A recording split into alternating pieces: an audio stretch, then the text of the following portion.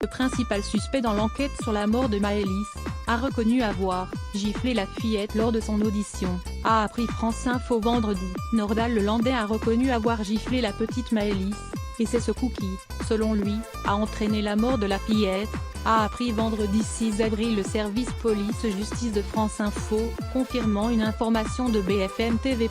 Lors de son audition du 19 mars, l'ancien militaire a expliqué avoir voulu montrer ses chiens à la fillette, dans la nuit du 26 au 27 août 2017, alors que tous les deux participaient à un mariage à Pont-de-Beauvoisin, Isère. Dans la voiture, l'enfant a paniqué, lui a demandé de faire demi-tour, et, toujours selon sa version, s'est mise à s'agiter et à crier. C'est de ce contexte qui lui a mis une gifle qui lui a fait perdre connaissance.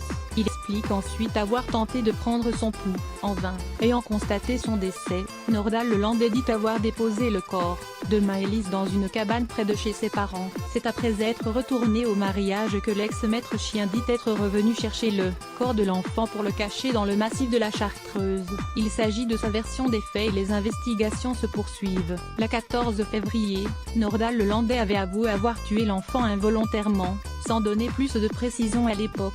Il avait guidé les enquêteurs jusqu'au corps de la fillette. Le 29 mars, Nordal Lelandais a également avoué avoir tué le caporal Arthur Noyer, évoquant une bagarre qui aurait entraîné une chute mortelle. Selon un communiqué du parquet de Chambéry publié vendredi, Nordal Lelandais a été mis en examen pour l'enlèvement et le meurtre de Maëlys, et pour l'assassinat d'Arthur Noyer. À lire aussi sujet associé au meurtre de la petite Maëlys. Nordal Lelandais